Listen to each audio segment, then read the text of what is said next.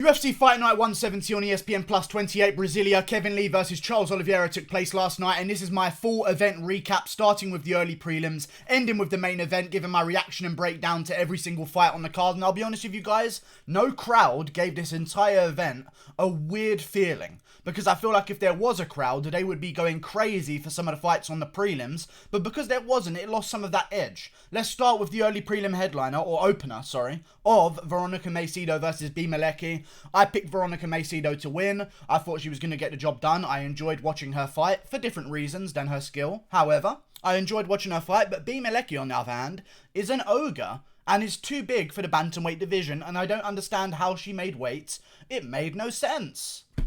I don't understand how she made weight. It doesn't make any sense to me.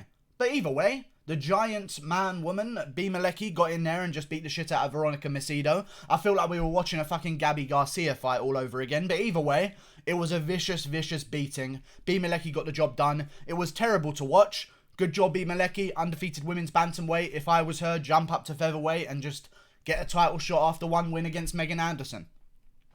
Good job, Maleki. Moving on to the next fight on the prelims. Bruno Silva versus David Dvorak. I picked Dvorak to win. He came in from outside the UFC. We didn't really know too much about him, and he did have a pretty tricky fight with Bruno Silva. I mean, there were moments in that fight where I was worried, but there were also moments in that fight where he started to regain my trust. You know? He just did. He started to really work things. He knew he was behind and he needed the third round. And he went for it and he got it done. David Dvorak, a new flyweight on the block. 18-3, coming off a win. That's more than you can say about half of the flyweight roster. Okay? He might be top 10.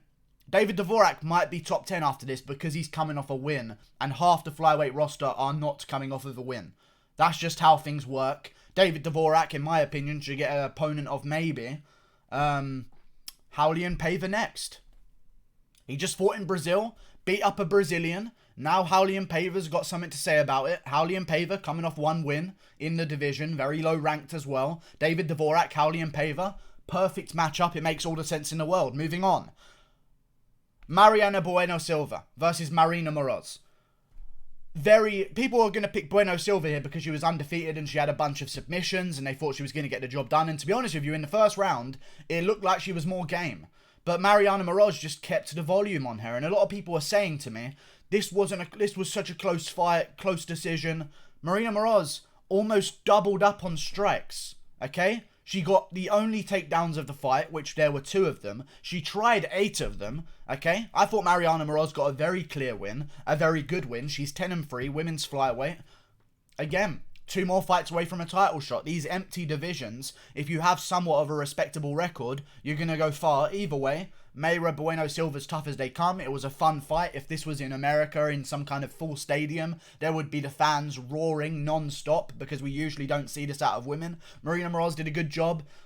Brought the volume, stuck it on Marina Bueno Silva and got the job done. No bueno for Silva. She lost. Unfortunate. I picked Marina Moroz to win. She got the job done. I don't know who the fuck I want to see her face next. I don't really care. It's the women's flyweight division. I don't know. Maybe her versus Macy Barber when Macy Barber's healthy. I don't fucking know. Yaya versus Enrique Barzola. Probably a good draw. I'm okay with a draw. I picked Barzola to win because I thought he was going to take over in the later rounds because he had the better cardio. He was more youthful. He likes to put the volume on guys. But either way, I mean, you know, you can't argue with that decision. You can look at the strikes and see that Enrique Barzola tripled him up on total strikes. But you can also look at it by rounds and realise that Yaya maybe edged the first 2 rounds. Close rounds and Yaya was getting the better of them. I gave the first 2 rounds to Yaya. I gave the last round a 10-8 to Enrique Barzola because he was just beating the shit out of him the entire round, but couldn't find the finish. Perfect draw. I'm okay with it. That's when a draw is necessary. Not because... Don't give a draw rounds. Just if that's what happens, 2 10-9s, 1 10-8 to the other guy, that's a draw. I'm perfectly okay with that. Good job, judges in Brasilia. They were actually pretty good tonight. The judges were pretty good. There were some fights we'll get to in a second that were pretty rough. But either way, the judges seemed like they knew what they were doing. And I feel as though one big aspect of that was because there was no crowd. There was no crowd to cheer for their own guy. There was no crowd to make a bunch of noise about something that might not have even landed. And we got a more realistic approach to the judging system. And as a result, the decisions were pretty good. Another close fight that could have gone either way. Zaleski dos Santos versus Alexei Kanchenko. Either way, and it went either way, and it went to Zaleski dos Santos. He got the job done. Alexei Kanchenko was game. I thought maybe they could have given it to Kanchenko, but you know what? They gave it to Zaleski dos Santos. Clearly, they favoured the takedowns in a fight that was pretty close on the feet. I know Alexei Kanchenko was kind of getting the better of the feet, but I feel like some of the takedowns from Zaleski dos Santos kind of won him the rounds, because they were at the end of the rounds. That one takedown at the end of the round sort of score it.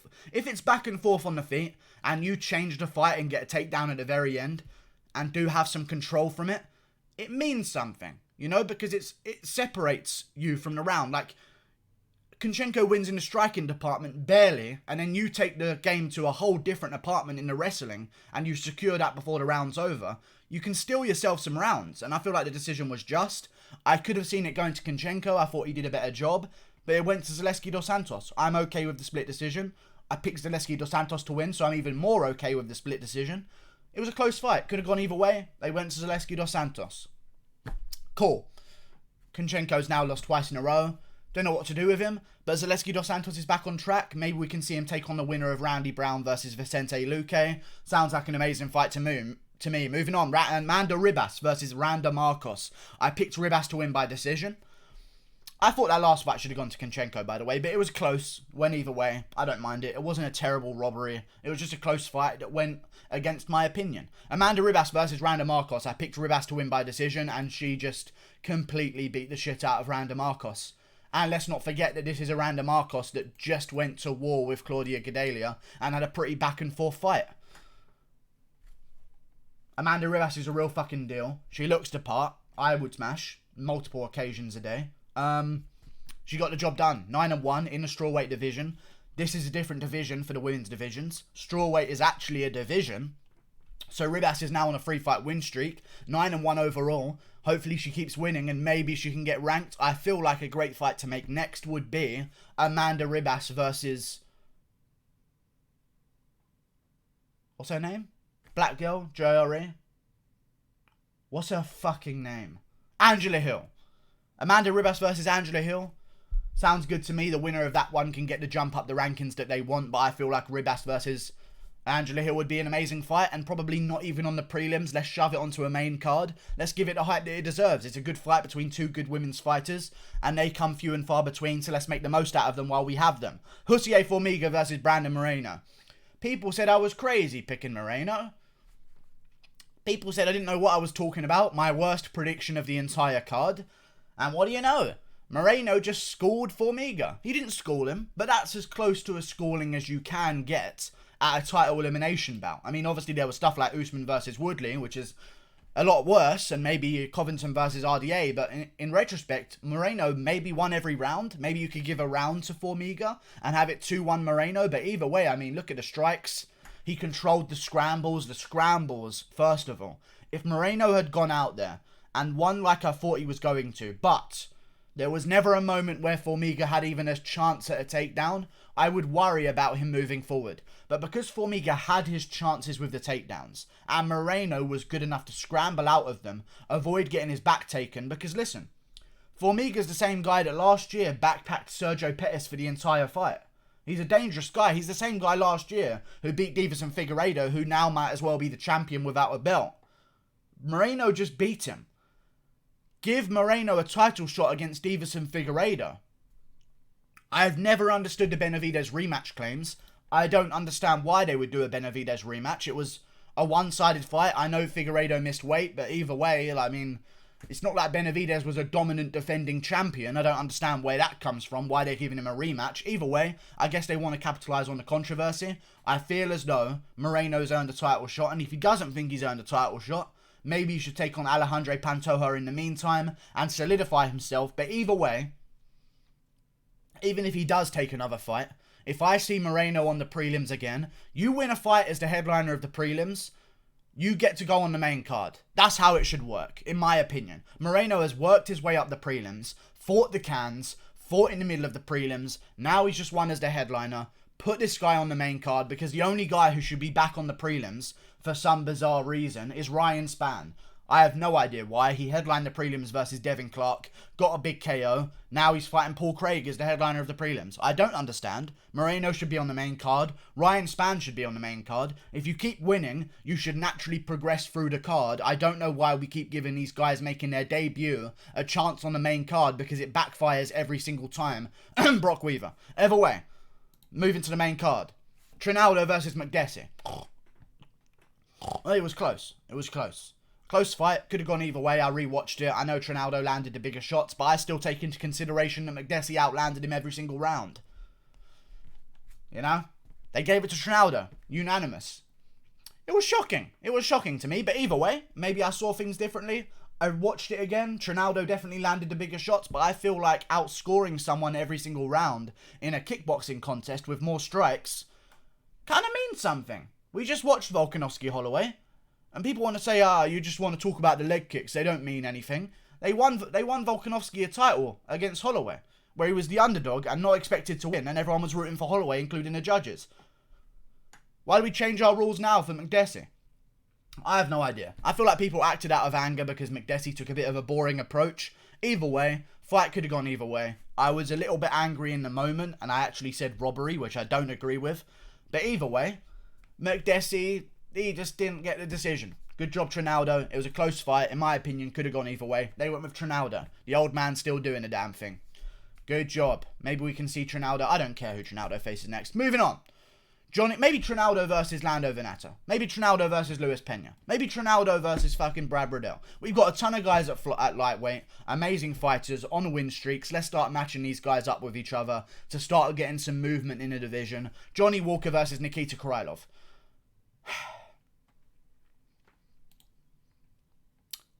6 months ago, this was the guy to beat John Jones.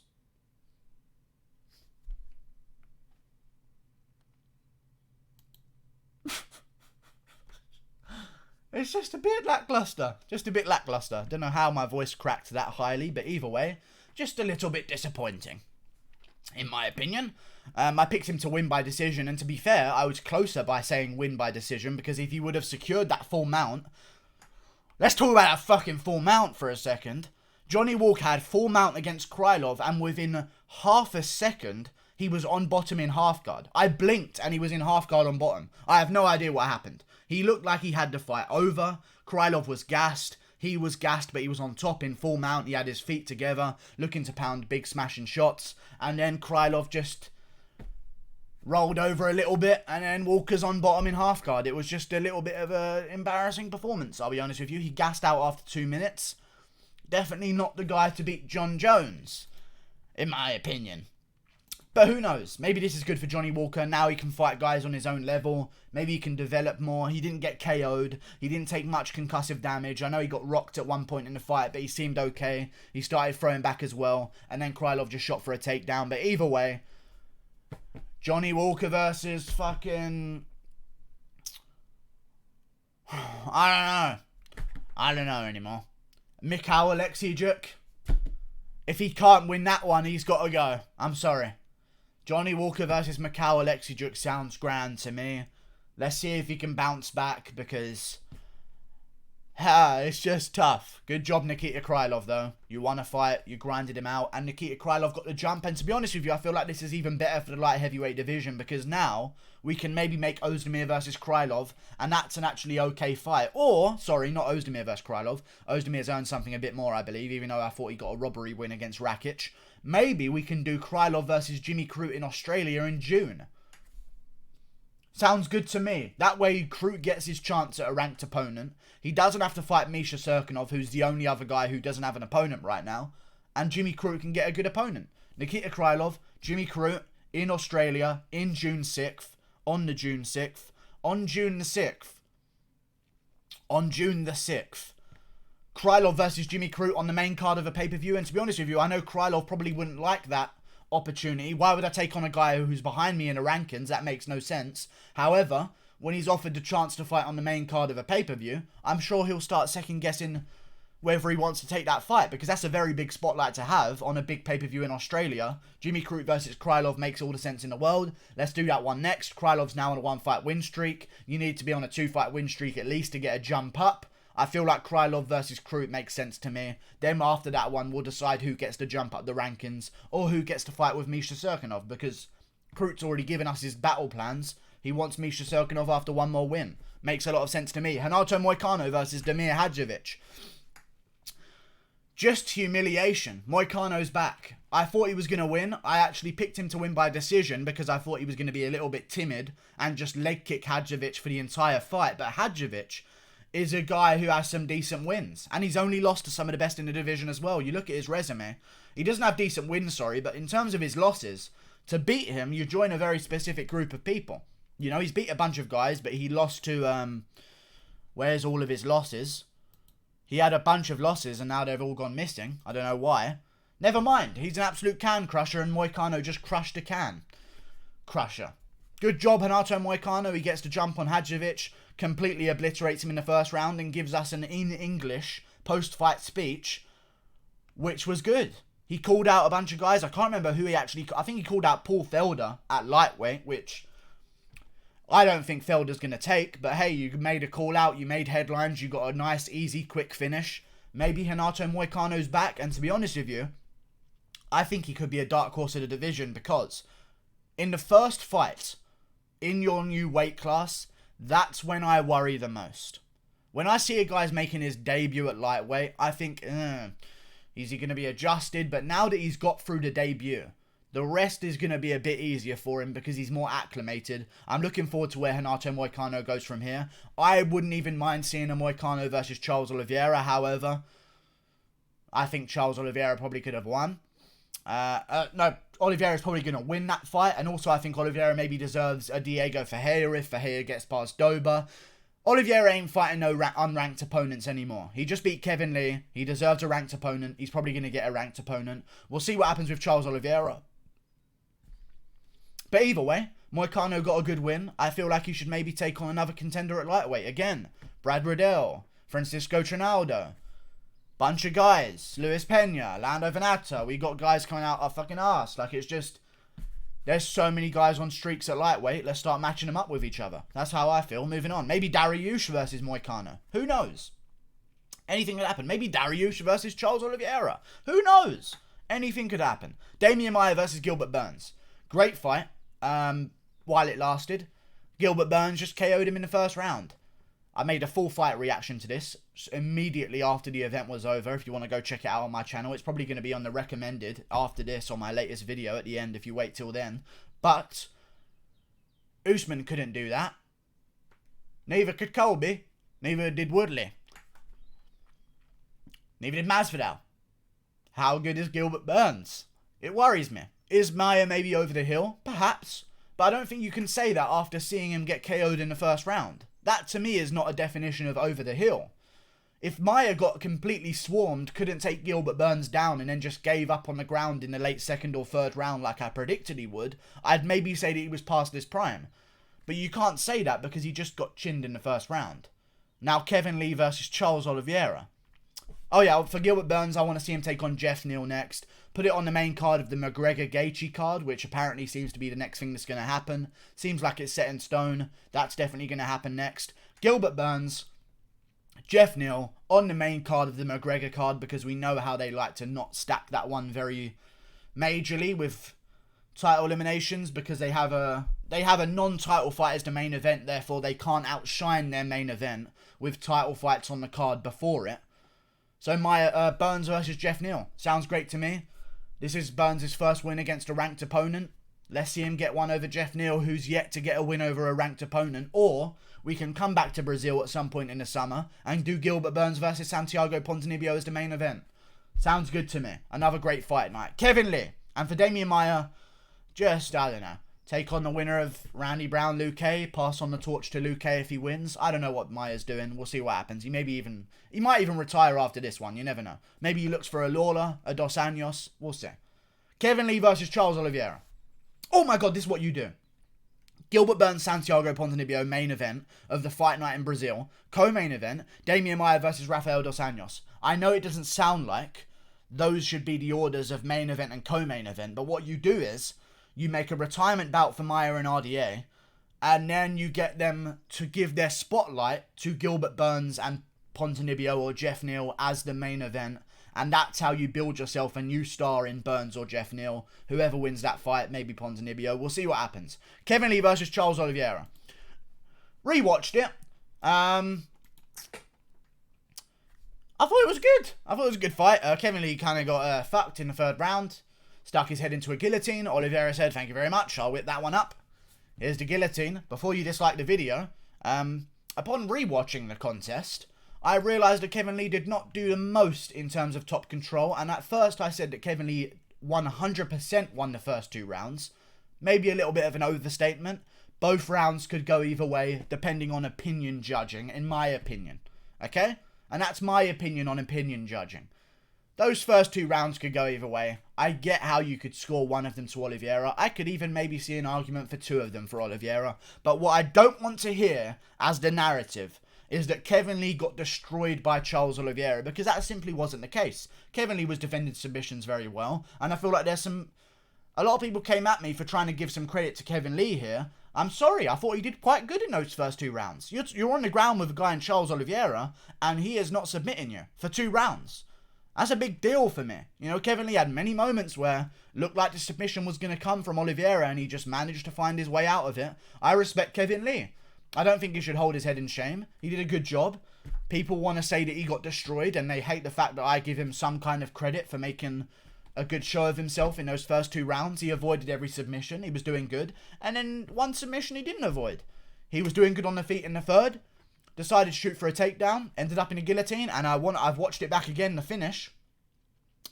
I want to talk about Jorge Masvidal. This might be the time my Masvidal video gets made. I'm going to actually write a script for it, because Masvidal is just pissing me off. Either way, I feel as though Oliveira, it's like a Ben Askren, Damian Maia approach. Someone mentioned it in my comments. I was like, oh shit, that sounds like the most logical thing. How did I not even think of that? Kevin Lee tapped a little bit too late for himself, because that choke was in deep, that guillotine choke. I mean, I haven't seen a deeper guillotine choke than that in a very long time. That was right cranked up. I mean, there is no way Kevin Lee could maybe even get out of that. I mean, he didn't even try, but it was an immediate, I'm going to choke you out situation. Like, it wasn't a Wonderboy Woodley situation where Woodley doesn't quite have it and Wonderboy is squeezing out. This choke was in. Lee tried to tap. He delayed his tap a little bit and then eventually went for it, meaning that he went out cold a little bit before Oliveira let go. And then by the time he came back to, he thought they were still fighting because he's just come back up. And he just starts shooting on Oliveira. I feel as though he can be excused. And yet again, Jorge Masvidal, the little bitch that he is, and I will say that word, because I think he is turning into a bit of a bitch motherfucker. That's what the belt should stand for. Money changes your morals. Masvidal shitting on Kevin Lee for losing for no apparent reason. Good job, Masvidal. You're that guy who hates shit talkers, right? Yeah, Masvidal. Yeah, that guy who hates shit talkers. Nah, not Masvidal. Masvidal doesn't talk shit. Nah, Masvidal's not a shit talker. He's a hood guy, man. He's straight as they come. He doesn't talk shit to anyone. He's not part of this WWE era. But he wears Tony fucking Montana Scarface dressing gowns to fucking... Like, I don't understand. I don't get it.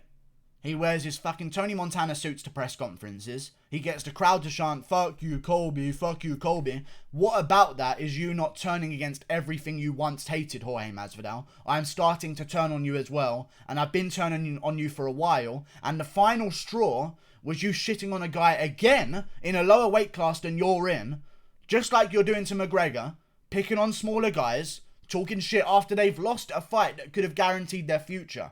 Fuck Jorge Masvidal, man. I used to be such a fan of his. Back in his days of like, you need a really good sucker punch, a really good 50-yard dash. Back in those days of Masvidal, biggest Masvidal fan ever. He's turning on everything that he once stood for and becoming a bit of a fucking bitch. I hate him now. Actually, I don't hate him yet. He's still got time. I could see myself hating him in a very... Well, we'll see what happens in the Usman Masvidal build-up. But if I see some more WWE shit, he's a fucking sellout, man. Fuck Masvidal. Kevin Lee had a good performance. Oliveira had a bit of a better performance. He capitalized on a mistake of Kevin Lee and got his neck and finished him. Oliveira deserves the respect that he should be getting. I reacted emotionally a little bit. Not too emotionally. I thought I'd stand by my points. It was just him getting caught in a submission, but I don't see the narrative of Kevin Lee getting destroyed by Oliveira. That's what I stick behind. Okay, and I made that comment after the fight was over. He didn't get destroyed. He just got kind of outdone in little areas, and he got outdone for a little window of opportunity, and Oliveira snatched it up and got the submission. I don't think this was destruction. I think this was a very competitive contest. I don't think Kevin Lee should be getting shit on for it. Maybe the next opponent for Kevin Lee could be Donald Cerrone. If I was Kevin Lee, I'd be screaming for Donald Cerrone right now, because that, in my opinion, is a very good way to get back in the mix.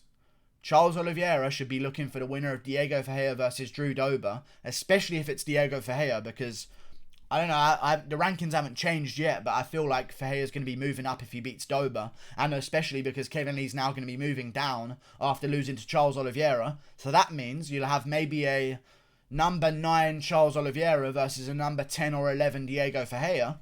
I feel like that's what he's earned, and then once whoever wins that one, then we can talk about being jumped up to the very top of the queue, because people are talking about Oliveira versus Gaethje, man. Gaethje's already turned down Oliveira twice. He's not taking that fight. He wants McGregor. We know the McGregor-Gaethje fight's going to happen. We've got Poirier versus fucking Dan Hooker. We've got Paul Felder sitting out until he finds something that intrigues him, which basically means I'm looking for a loser of one of these big upcoming bouts. And then that's it. Pretty shitty situation, but I think Oliveira should stay active, go in there to face the winner of Diego Ferreira versus Drew Dober, and then see what happens after that. Maybe the division looks completely different, and we have a situation where there's a top contender in the top 5 looking for an opponent to validify himself for a title shot, and that's when we can give Charles Oliveira his jump up the rankings. But in terms of Oliveira's performance, very good, in his prime, very close fight while it lasted. He got the better of Kevin Lee. Lee made the first mistake, and Oliveira made him pay for it. That's what Oliveira does. Dangerous, dangerous guy. His stand-ups come in leaps and bounds. I don't know why Kevin Lee missed weight. I'm not even going to mention it, to be honest, because I feel like to be honest, the weight cut, I said before it was going to tarnish Kevin Lee's win if he did win. But it also tarnishes Oliveira's win, because now there's questions about Kevin Lee, and I hate that. Kevin Lee went, so fuck the weight cut. Kevin Lee went out there. He thought he could win. He lost. Oliveira won. Good job, Oliveira. Like and subscribe. Click that button up there. There. See you later. Goodbye. Subscribe.